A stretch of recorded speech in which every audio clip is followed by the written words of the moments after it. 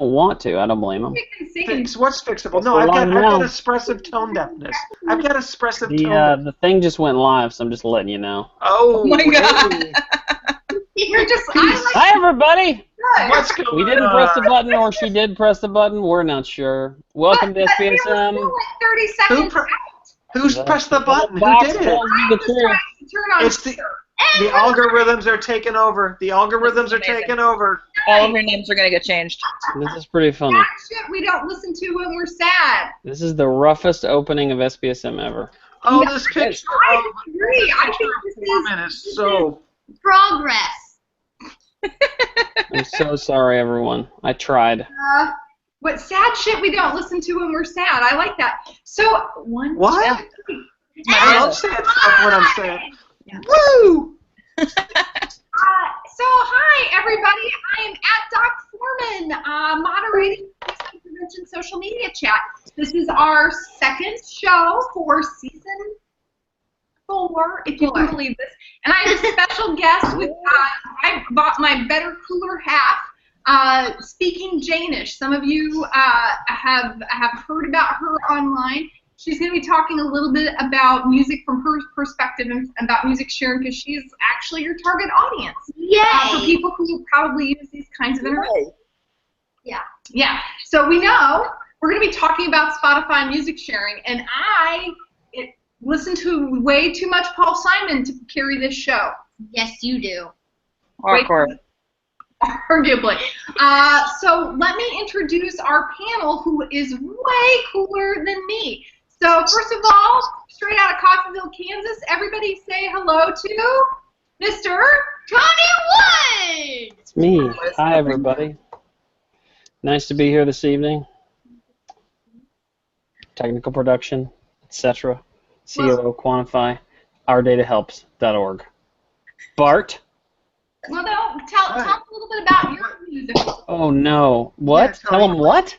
You made a Uncomfortable in the spotlight. 29 songs. Oh, yeah. Well, I mean, I just wanted to share good taste with you because that's what good taste is. Clearly. Wait till you see this list, everybody. I think you're all going to enjoy it quite a bit. It's really, it sets the bar. That's the bar. Ugh. Does that thing go up? And one of my favorite people who is currently waging a battle against the Autobots of Facebook. Woo! L period stage! Yeah! I can't. What do you want me to say other than hi? Well, Des, tell a little bit about who you are, because this is season 4. We have new viewers. Yay, new people. Yay. I like Jane's involvement here. I think she's a good hype man. I am fabulous, it's true. It's true. I really like that septum ring. So I created Live Through This, a series of portraits and stories of suicide attempt survivors in 28 cities across the United States. I had to do the math. 168 survivors. Wow. That's at livethroughthis.org. And I listen to a lot of music. Probably that's why I'm here. Other than that, I don't know what to say.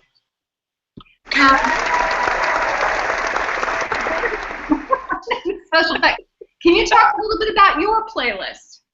My playlist. I made 2 this evening. I made one called I Must Become a Lion-Hearted Girl, which is my kind of empowerment, happy times, like we're feeling good playlist. And I made another one called Sad Shit We Don't Listen to When We're Sad, which I think speaks, the title speaks for itself. Truth in advertising. I like it. Yay! Yes, I'm into truth in advertising. And our final panelist did not die. Just so that you know, there wouldn't be a halo over his head if he were dead.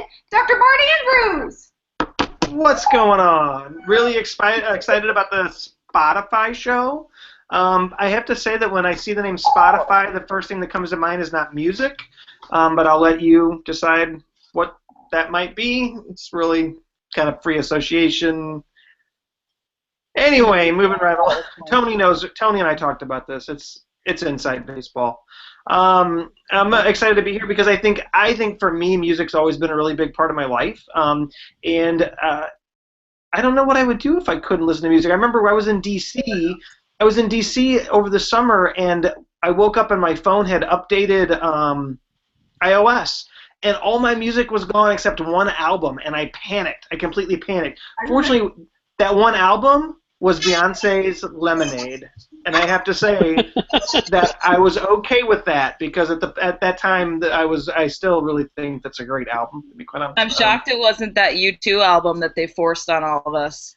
No, no. But why did that upset you that they forced the album on you? It was a free Because album. I hate Bono. Why do you hate Bono? These things don't have to make sense, Bart. They don't. That's true. So music is really important. I did too, because unlike Des, when I'm really in a bad mood, I love really depressing music. It actually makes me feel better.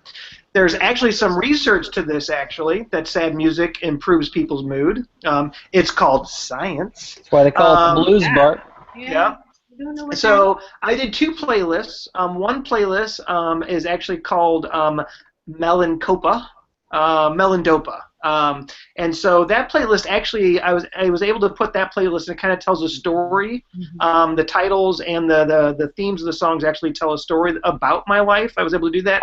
The second playlist, Insurgency, it's more of an energy playlist, and it was really hard to kind of tell a story with it because the songs are more about energy. But I think if I had more time, I'm able to put them in an order. But I had an absolute blast. And like when we were talking to Maxwell, I sat down to do this, and I couldn't believe how much time I spent playing around on Spotify and building the playlist.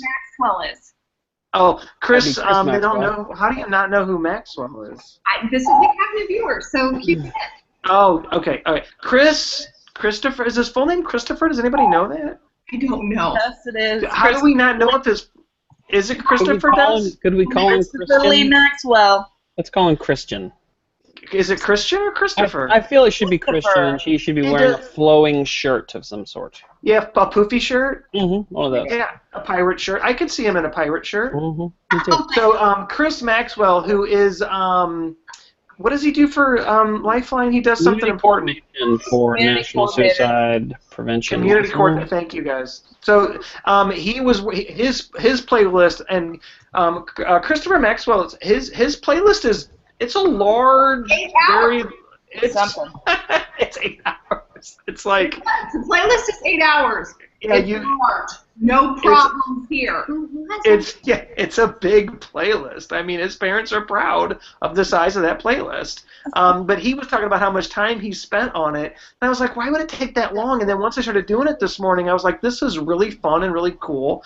I also learned, unfortunately, that you can't reorder your playlist on the actual browser. You have to go into the app to reorder your playlists, which was extremely frustrating, and it took me a lot of time to even figure that out, and then I was angry with the Spotify folks because it wasn't very user-friendly, and I think that they should be ashamed of themselves. But I love you, Spotify. All jokes aside, please sponsor us.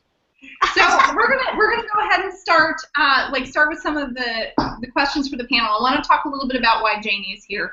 We know that if we want to change people's language and people's attitudes, or if we want to really understand about trends that are coming, we really talk to girls ages 10 to 14. They have one of the biggest impacts on culture. So changes that happen with the media that this human being receives really go affect everybody downstream. And Jane may, my daughter Janish, may be really connected to this. So your baby. What is that? My dog. More than anything, probably more than my own brother. So Jane, you listen to a lot of music on your iPod? Yes. So talk about how you use music on your iPod. Well, it fills time. It's a major thing for me because I have too much of it since school hasn't started. And Baton Rouge, there was a big flood, and Yeah. school got delayed for a month. So she's just had a little extra spare time we didn't plan on. That's why. So go ahead. And it also, depending on the song, it puts me in a very good mood. Except if it's a bad song, then I probably will just skip. So, like, what song puts you in a good mood? Any songs from Queen's Greatest Hits? Thank you to my best friend Carolyn that you're named after. Thumbs I'm up. really into it. So, Wait a minute, her name's Janie, isn't it?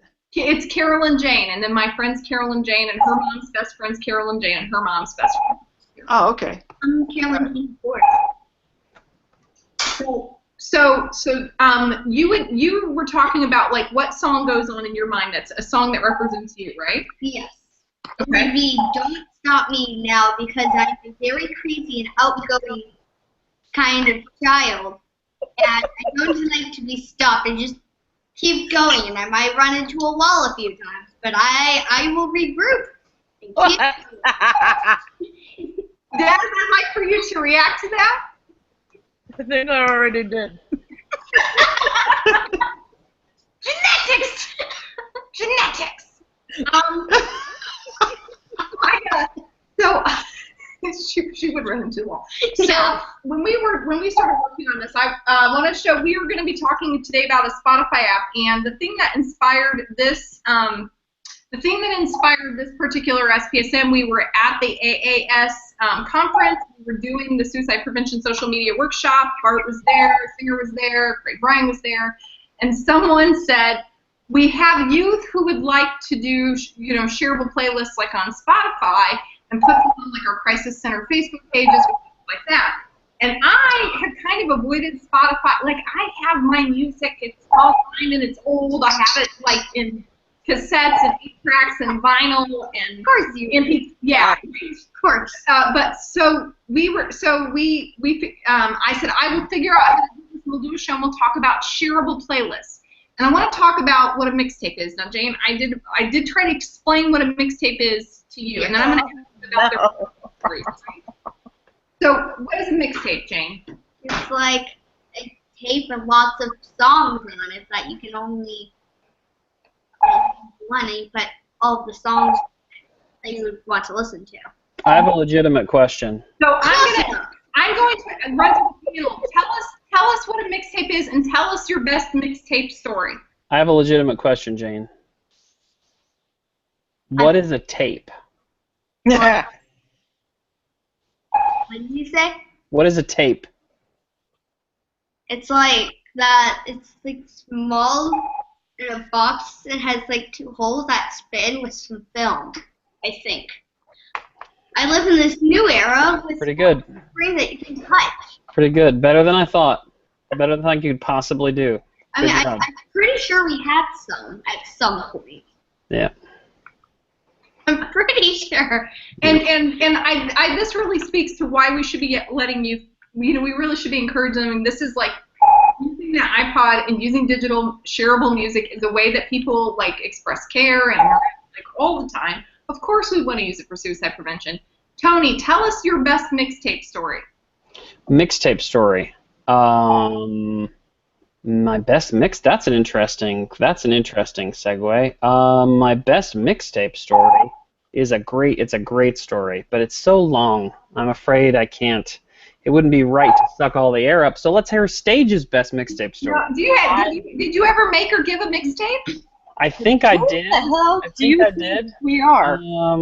I mean, I had all that stuff, and I did do it, but I'm an old person, and so my recollection of it is a little fuzzy. What did I do? I think I made a Monkees mixtape for a friend of mine when CDs were new, and so tapes were still $10 or something. And so a friend of mine who was my best friend in school wanted a copy of this Monkees CD that I had because Monkees was being rerun on Nick at Night at the time. It was a big deal. Everybody's excited about it in the 1910s. Hey, we're the Monkees. That's them. Last Train to Clarksville, gonna buy me a dog, that kind of crowd. So I think I made a copy of that CD, fair use copy. I did not resell it. And I gave it, did not sell it, but I gave it to my friend. And I think that's the only mixtape I can remember actually making. And I think I threw in some other stuff that I had because I had extra time on the tape.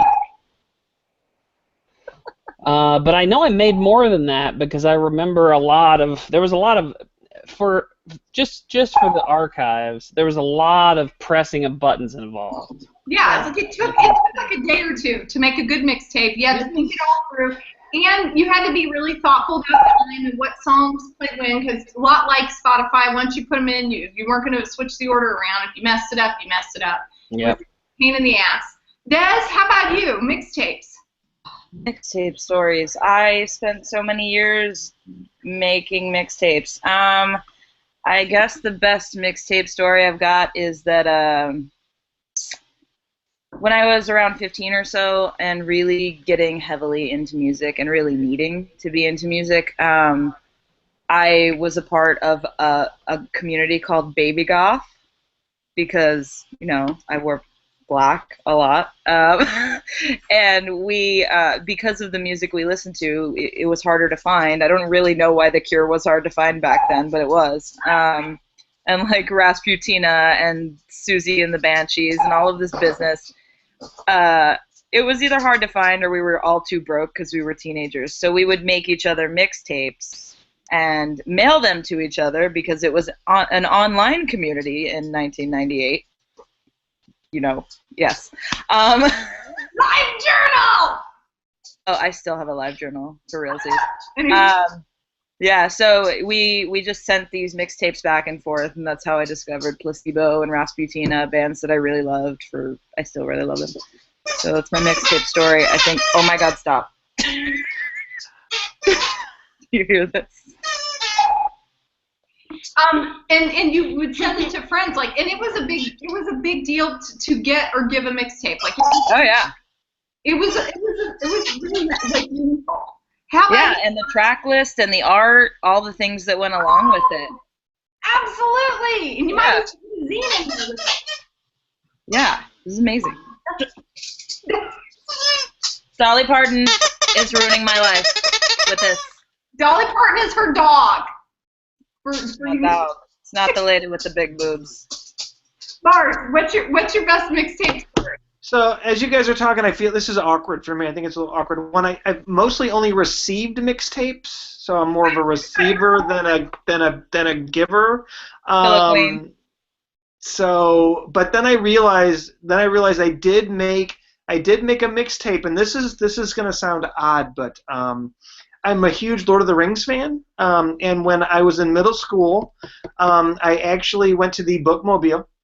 And they had several records where they had made songs of J.R.R. Tolkien's poems from the book, and I actually played the record and recorded it onto a tape, and then gave that to some of my Dungeons and Dragons friends. So I did make sort of a probably the dorkiest possible mixtape that a human being could ever make, and I think that pretty much sums up middle school for me right there.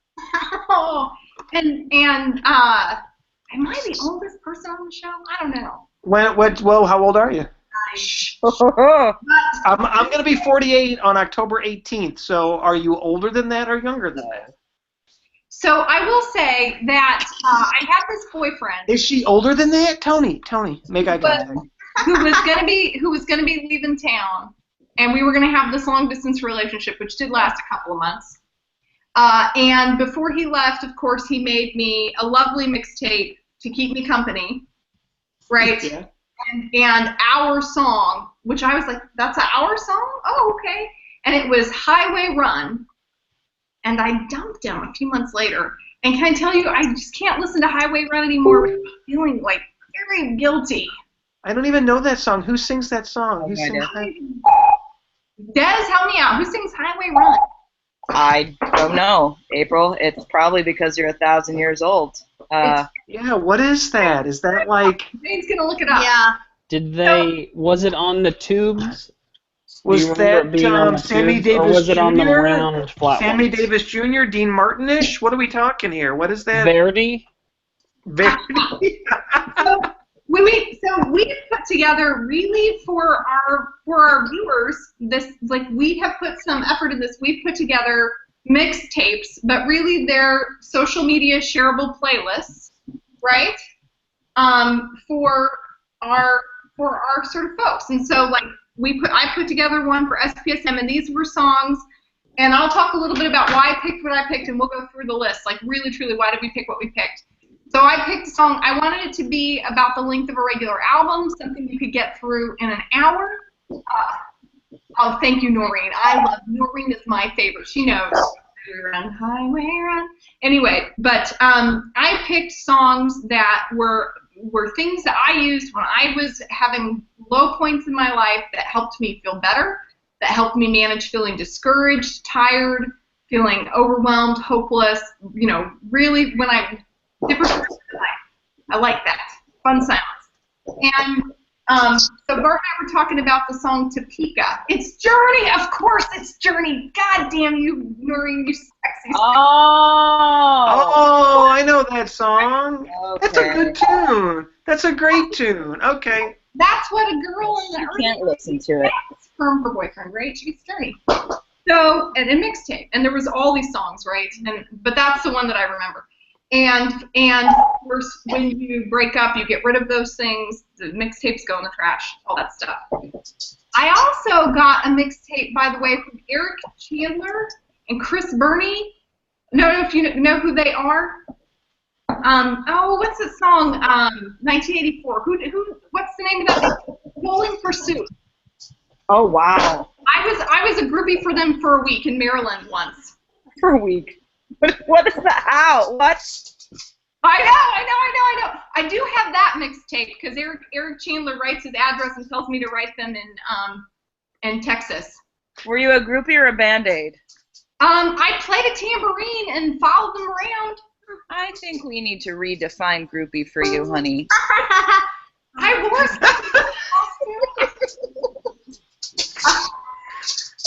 I think the word, April, is I was a fan for a week. Yeah. Well, I was playing in the band. I don't know. I'm not going to define groupie for you right now. But you can look it up on Urban Dictionary if you wonder. Yes, when Jane is not around. So I definitely pick songs like and I pick songs like Topeka, which is by Ludo, which I really like, which my friend Jim turned me on to, Jim Campbell, because I listened to the Broken Bride album, which I loved, and that song, I remember the first time I heard it because it had been recommended to me. I was living in Coffeyville, Kansas. I did these morning walks. In the the sort of wee hours and the only sort of walkable sidewalks in town. I would try to walk a couple miles before work, and it was some rough times at work. And this song comes on. I found God in a catalytic converter in Topeka on a Monday night, and I was like, yes. And I don't know why. Word, that's delicious. And so I put songs that struck me like that, and so they were all personal to me. I'm going to go through the panel. Who would like to go up next? Talk about their playlist, what they picked. Des is up. I don't know. What did I pick? Let me pull it up. So I did Sad Shit We Don't Listen To When We're Sad. It was much easier for me to make than the other one. I'm sure we're all shocked here. Mm-hmm. I picked Breathe Me by Sia. That song ruins me every time I hear it, so I can't play it very often. Who Knew by Pink, Sorrow by The National. A lot of these songs are breakup songs for me. There are a couple, interestingly, that are about suicide. Like That Year by Brandi Carlile was about a friend who died by suicide. Until I Wake Up was a song by Dishwalla that really was important to me when I was a teenager, and just like getting the depression just hitting me really hard. Ghost Town by First Aid Kit is the song that I listened to when Phil broke up with me for 48 hours. It was a hard 48 hours. I listened to that song a lot. I'm gonna have to cut a bitch. What? Hey, we were together for like 3 days. She was gonna go back to her ex, and then she decided, no, I like Des better, so everything's fine. For wife. And then the other playlist, I Must Become a Lion-Hearted Girl, is just songs that kind of amp me up a little. Songs that have good memories associated with them, like All the Wine by The National makes me think of just moving to New York and feeling like, that cliche, like the world is my oyster, and going to Port Authority and seeing all the big bright lights and going, holy shit, this is my life. I did this. Total Eclipse of the Heart, obviously, because how could you not feel great when you listen to that song? Anybody who doesn't like that song is not my friend. falling in love. Now Exactly. I'm falling apart. I did sing this to my kids. They told me to stop.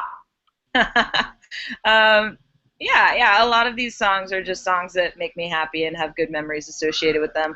There is one song, Tear in Your Hand, that by Tori Amos that's on both playlists, and I did that intentionally because I wanted to make the point that it really depends on the day. Some songs that are this is my favorite song in the whole world, but some days that song is not the song that I need to be listening to. How do you know?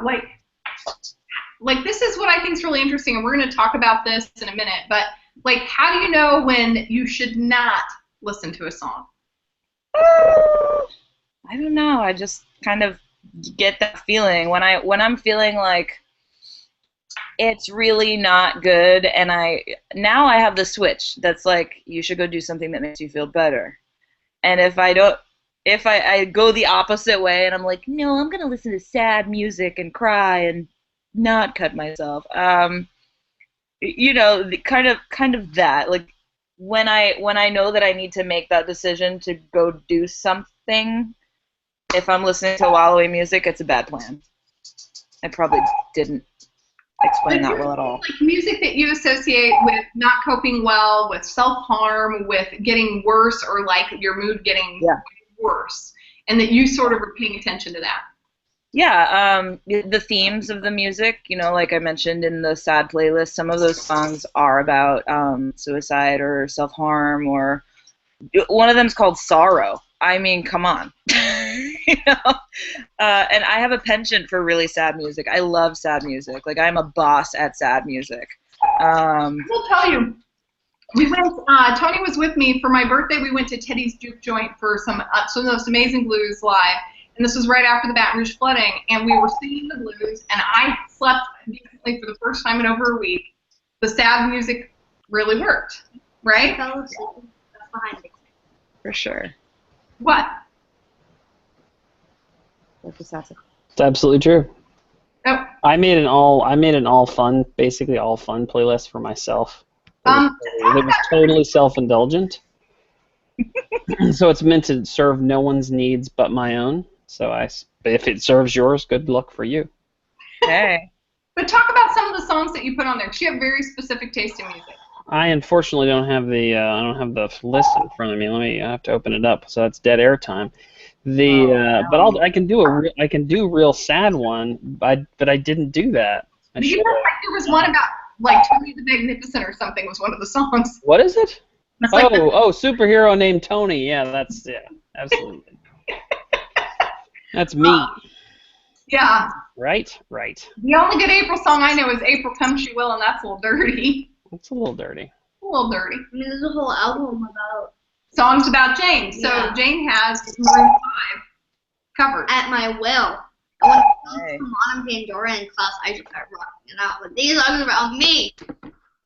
Bart looks confused for like What, 5 do you minutes guys long. know, is anybody else hearing the submarine sonar noise? Yeah, I think it's Dese'Rae's notifications. Oh, I'm sorry. Because people are tweeting me, and I'm thinking I did something wrong, which is my first. No, but it's pretty. I always think it's me. I wish I'd And ignored knowing you that Des before. is actually on the show, my first assumption should have been that it's Dave. But I wish that legitimately don't know how to shut TweetDeck up. I wish that I had acknowledged you before, Bart, but I wasn't.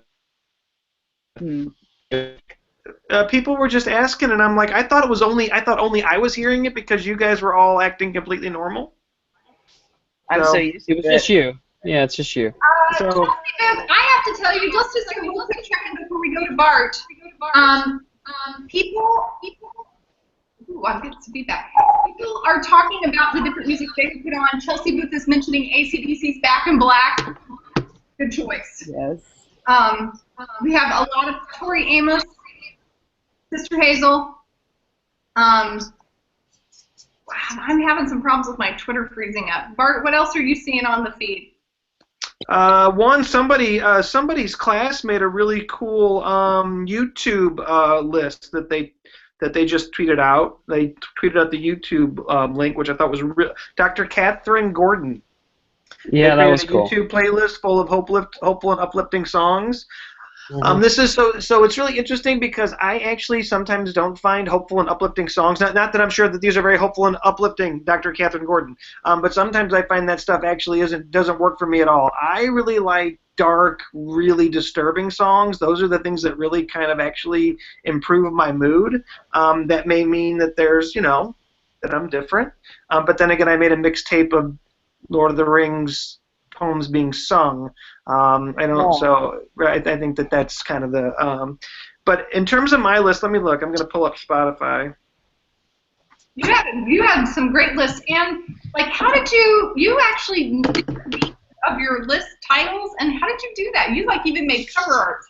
So I just went. So I just made cover art using word swag because I love word swag.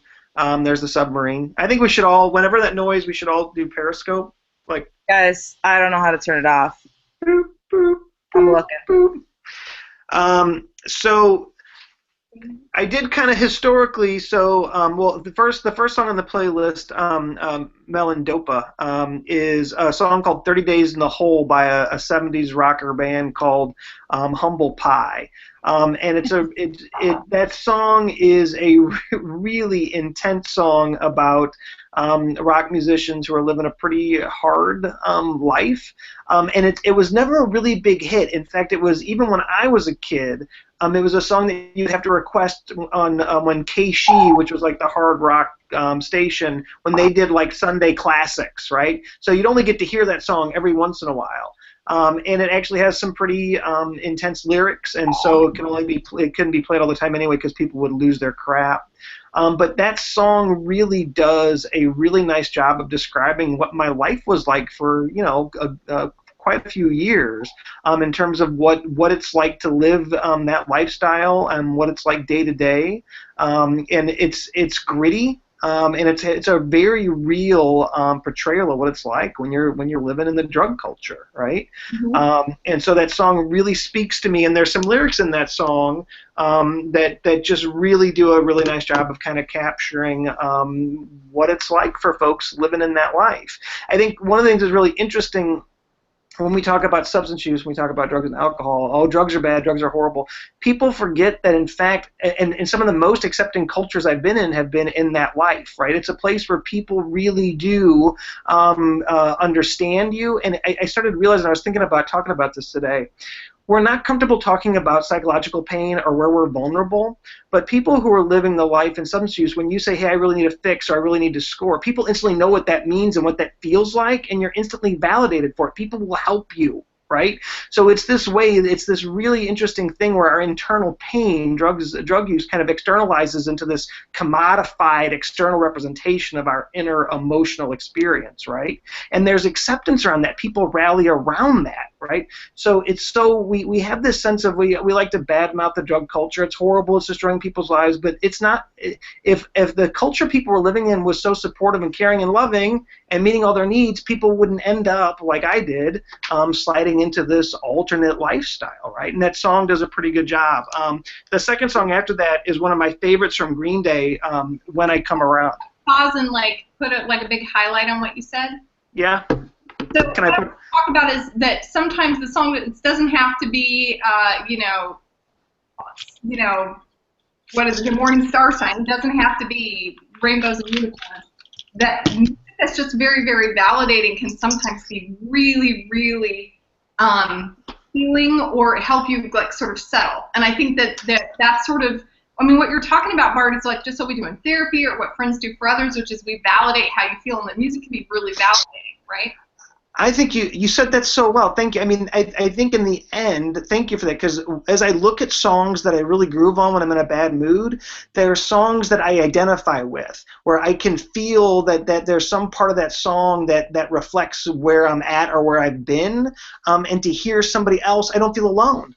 Right? So I think that's probably one of the most powerful things about some of the songs in my list, is that there are songs where it's like, yeah, I've felt that way, right? I've been there, and to hear somebody else, another artist,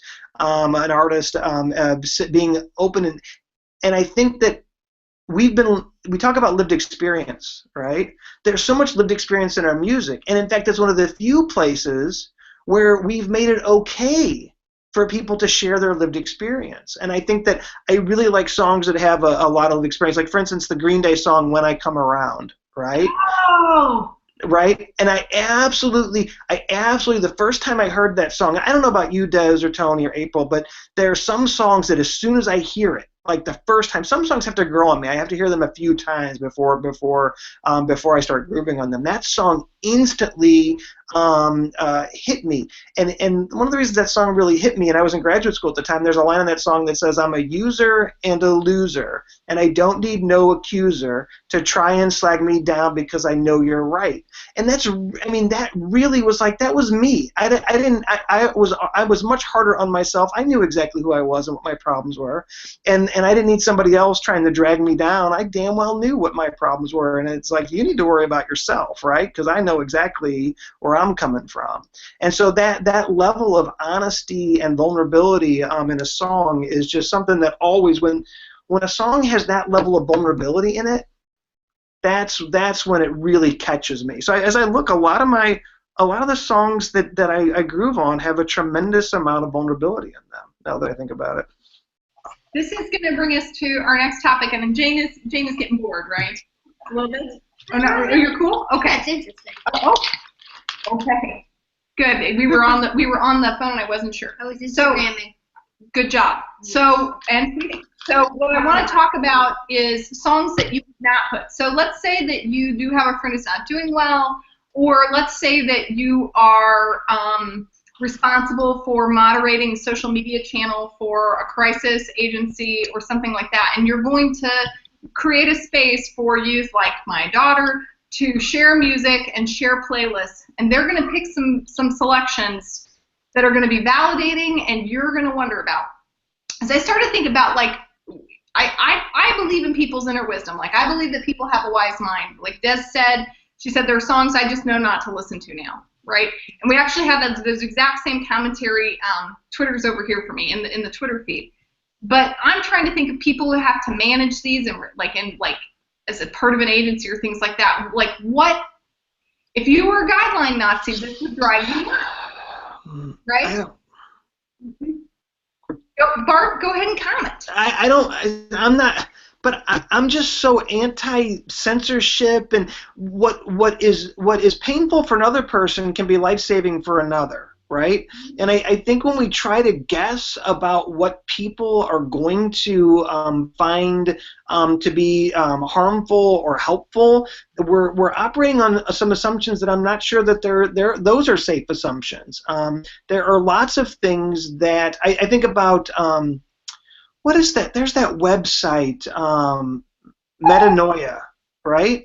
Do you guys know about the website Metanoia, right? So that's a site. I think that site is really helpful. That's a site that could freak. I think that's the kind of site that would freak a lot of mental health professionals out, right? It's honesty, it's genuineness. Let's clear that most of the internet freaks out mental health professionals. Yes. So I think that's a challenge. I'm not a big fan of this whole safe messaging. You guys know the whole safe messaging thing really irks me because I don't know what's safe or what isn't safe, and if we only pitch hopeful, positive messages to people, is that really helpful? I don't think safe messaging is about that, sir. Go for it, Des. Safe messaging is about being thoughtful about things that will be harmful, not necessarily positive, hopeful, hooty-dooty shit. I'm not into that. Live Through This isn't about that. It's about honesty and realness and rawness and a lot of the stuff that we all do love as people with lived experience. No, it's totally not about, it's not safe messaging at all. But, you know, I think you're a little different when you have lived experience. I think safe messaging is more about just being thoughtful about to what end is this message that I'm sending, like what is the purpose of this? You know, am I trying to shock people? Am I trying to, what is the purpose? If I'm trying to hurt people or freak people out, like why? But yeah, we still end up getting to a place of censorship. What is censorship? There's a line, and when are we crossing it? There are a lot of questions there, so I think it's unfair to say that I'm not into safe messaging. I think you are very much. So this is what I'm asking the whole group, because the issue quite simply is, unlike some of the safe messaging guidelines or some of the things that are really common conventions in the suicide prevention community, where, like, for example, we don't say commit suicide because that sounds like a crime. We say died by suicide. We don't talk about methods really explicitly, things like that. We're talking about music. We're talking about the arts. We're talking about very rich media, and those lines, they're just really aren't lines. Like, I think administrators would love for there to be tidy lines. Litigators would love for there to be tidy lines, and there really aren't when it comes to the arts. And so how would you sort of operationalize, like, to what end are you doing this? Are you effectively sharing a list that has a goal, for example? Like, how do you know that? That's something I think about a lot. I don't know the answer to it. I don't either. It was really interesting that you mentioned this, because somebody, I forget what YouTube or where I was watching this, but somebody was talking about art therapy and poetry, and this psychologist was like, well, I certainly wouldn't recommend that they read Sylvia Plath's Bell Jar, right? that would be unsafe for them, right? It's like, well, I don't know that. I mean, what? So could it be? It could be. So, but I think, but it could it be helpful for somebody?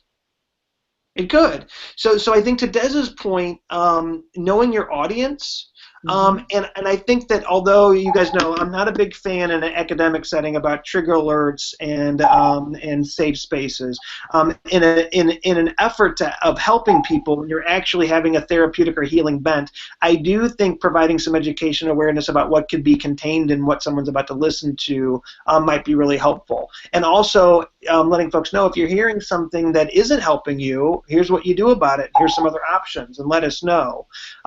Because I don't think that you can't develop a playlist that's going to be completely safe, or you're going to end up with just really insipid, right, overly sweet, overly positive junk that might be helpful. And junk's very judgmental. The upbeat, fun stuff that's very positive about life. Well, what is junk? What is junk, Bart? Make a list for us. Okay, done. Hanson? What? Mbop? That's a great song. It's a fun song. I like that song. I don't know. I'm a big fan of it. I'm a real Look at big that song. I love that song. it makes me itch. Oh, so itchy. She's lucky. Bart and Dese'Rae saying, which is number one, trust people's wisdom, and then just provide a little bit of coaching, which is, music is your taste, and what's good for you in the moment is subjective, and it's very individual. If this is not good for you, please do stop listening. Please do this thing instead. And then, that's a reasonable way to handle that, right? Yeah. And that's pretty respectful of people's, agency, their ability to take care of themselves. Yeah, it's kind of like, your coping mechanisms. We love to throw out that list of do yoga, eat well, sleep well, and all of those things are helpful, but, we are all different creatures who like different things, and so it is about spending some time with yourself and thinking about what makes you feel good, what makes you feel bad, what will help, what will harm you, and that works across the board, but we don't really push people to dig deep very much with our mental health messaging. We just kind of throw the same slop out all the time. Define slop, Things Des. we need to change. I already did. I worked on it. What is slop? This is because what is slop? Discussion. Would you put out a playlist and say, if this didn't strike you right, or if it did, tell us your reaction to the music below. Yeah, or what works for you that might not work for me. That one of the things that everybody should be doing when they're putting out social media is asking questions of their audience. That's how you get them to engage. So, like it, not like it. How would you change the playlist? So you might say, if this didn't work for you, what would you do instead? Put together a playlist and put your list in the link below and say why you think it's good or what you need, right? Show me yours. I'll show you mine. I think it'd be really interesting. There's a couple of things. I mean, in one of Thomas Joyner's books, he really debunks the notion that songs or art causes people to kill themselves. Right? That this is suicide is a very complicated thing. A song or a book does not cause someone to become suicidal. That doesn't mean that it can't play a role or be a part of that person's life before something happens. But I don't think that there's any credible scientific evidence to suggest that media causes suicide. There are, and I don't want to get into the whole safe messaging research. That's a whole other thing. But in terms of a specific song or something, I'm sorry. If you can find evidence of that, let me know. But I do think what we can learn about people when they are experiencing a song that's they find unhelpful. What is it about it? Wouldn't that be a great conversation to have with somebody? And is there something to be learned about their life experience and what's eating at them that could be really, really helpful, right? So I do think to share if they're comfortable about it directly in the comment area, or you could say, like, direct message us. If this is something you'd like to talk about privately, we want to talk to you about that. Like, we really want to hear how this affected you, right? Exactly. What a way to engage folks, right? And I think I think engaging people around music would just be absolutely fantastic, right? Well, I think it speaks to us more powerfully than almost any other medium. Now, your whole talk at AAS, like, had a soundtrack, as a matter of fact. Like, you were really, really specific. I can't operate my controls. You were really specific about how music really marked certain times in your life, and I mean, people are talking about this in the Twitter feed. Like, I'm saying, I remember the first time I heard Topeka.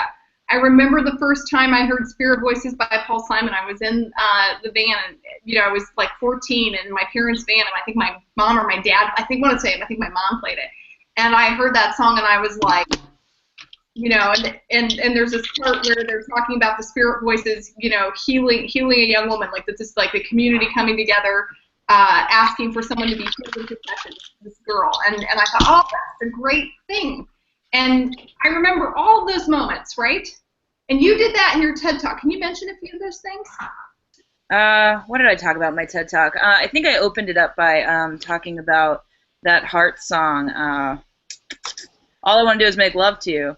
Because it's one of the first memories I have of my mom doing this really annoying thing that I also do, which is quizzing the people around us about the music that we're listening to, who sings it, and what is it about. So that song, All I Want to Do Is Make Love to You, she explained to me what this song was, and I was, I don't know, less than 10, and I'm like, what, Mom? I don't know what's happening.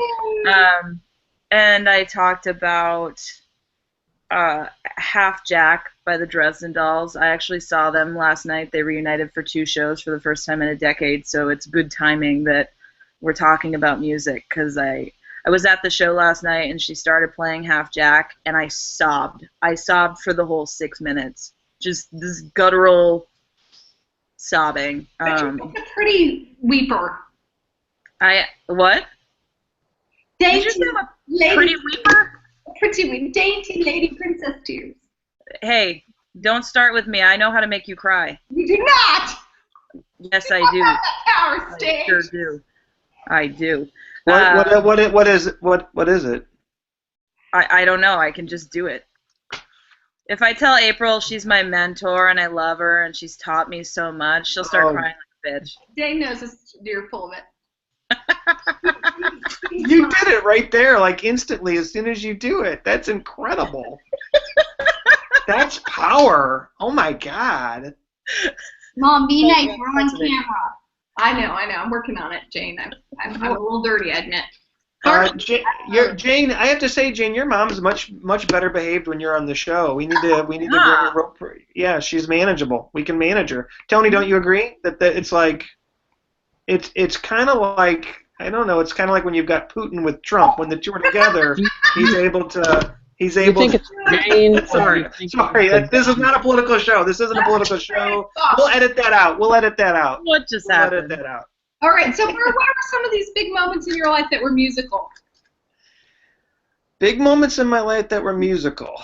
Wow.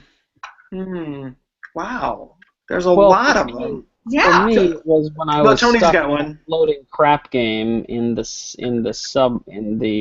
no, that was Guy Masterson. Sorry, go ahead. Jeez. All right, so one story, so probably one of the first times that I realized how important music was to me was I was probably, and this is a really early memory, I was 3 or 4, and my dad was taking me to daycare, and my dad was a smoker, right?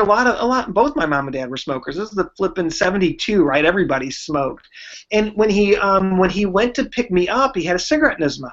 And he burnt my cheek with the cigarette, right? Trying to get me into the car, right? And he felt oh my God, felt horrible, right? Horrible, and he's doing everything he can to make me feel better. And Don McLean's American Pie came on the radio, right? And that song, and that song to this day, I mean, it's this special moment with me and my dad where I learned that, you know what, sometimes people that you love are going to hurt you and they don't mean it. Things happen, right? And we had this really magical moment listening to that song in the car. And to this day, when that song comes on, anywhere that song comes on, it instantly captures my attention. Doesn't make any difference if it's music in the elevator, if I'm at a restaurant. That song instantly has my 100% attention, and I have to if I need to pay attention to something else, I've got to literally compartmentalize and pull away from it because it instantly draws me in. Just a few chords, and boom, I'm back there in that car with my dad, and it's sunny and it's just cool. I would love for Jane to comment just really quickly about music moments that you remember, like, that were important in your life, because you're already 10, where, like, there was, so music, because I want to, like, point out that this is, like, direct channel to people's emotions. Why wouldn't we use this, right? Tell me about music that you're like, when I hear this song, I'm right back in this moment. In, like, the last few months, music artists have been making more songs that are more about girls don't have to just go home and clean the house all day. And did you not notice that? No, I don't. It's Paul Simon. Like, I don't. Yeah. So, and I personally like a lot of those songs because they're really good artists and they're putting out good messages through good music that has hundreds of views, hundreds of millions of thousands of everybody. So, like, what? So, can you tell me about a song? Sit Still, Look Pretty. I think it's from Dea.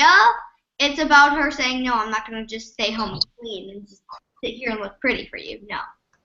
So, like, this is why I think that we should talk about things like shareable playlists, just like we talked about, doing Instagrams or doing memes, because these visual image, can just get you. But so can these, like, musical moments. And so my daughter is telling you at 10, she hears things that immediately strike her, she remembers them, and they're deeply meaningful, and she's 10 and she's aware that this is happening. Why would we not use this tool is what I would say, right? Des, I saw you reacting to that. You're on mute. I wanted to get rid of my submarine noises, so I was trying to keep myself muted. I like reacting. Yeah, I was reacting because I was thinking about Michelle Obama's. She's got a education for young girls situation going, and she just put out. Miss Elliott put out a song. I can't remember what it's called. But if you go watch the Carpool Karaoke with Michelle Obama, they play it, and it's incredible. So it's just a little more of that. It's amazing that all these songs are just sort of pipelines into people's automatic sort of emotions and their thoughts. And why would we not want to use musical messaging? I mean, why would we not? It's really, really powerful, and it's powerful to target audience whose suicide, I don't know if you knew this, but for girls your age, suicide is like the leading cause of death across the world. It's like really important that we figure out messaging. This is your target audience, and she pays attention to music, and she pays way more attention to it than I do. Yeah. I mean, you don't really care. I don't know.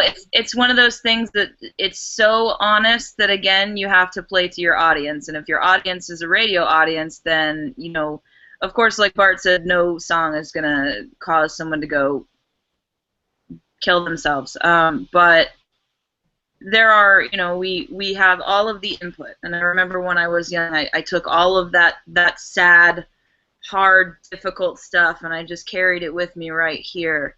And I listen to some of that stuff now, and I'm like, oh man, you know, this totally contributed to me feeling the way I did, in both good and bad ways. You know, like Bart said again earlier, is listening to that tough music really helps you through, but sometimes it hurts. So I lost my train of thought. Music messaging. Yeah, I think it's just, what is your audience? And then if a song that's particularly hard gets on the radio, how do you deal with that? You know, are you out there talking to your listeners, sending them messages, interacting in any way? What happens? Like, once you release a piece of art out into the world, you can't control what people are going to do or feel about it. And we should just control everyone's feelings, except for the part where it's not passable, right? Well, we should all be bots. Ugh. Yeah, I'm gonna make Facebook jokes. I'm not gonna do it. So you're tempting, but I'm not gonna follow you down that rabbit hole stage. There's no reason why you can't have your youth, like Jane is 10. She can react in a thoughtful way to a song and what she thinks about it and how she feels about it. You could be having youth react to song, and so you might not even just have the song, but like people really talking about the song, just like we're doing today. This is media that you could do with all of the technology you have in that smartphone that you carry around, and you could be posting to your organization's Facebook page, to your organization's Twitter account, to, you know, sending it out in whatever media streams that you have, right? Yeah, and I think what they are doing, because they know people 10-year-olds and to 14, we do listen to their songs. And so they put the message in the songs, which makes it a genius plan for girls. Genius. It's a genius brainwashing. Bart, any thoughts? I think it's great. I think it's one of the ways that we communicate with each other.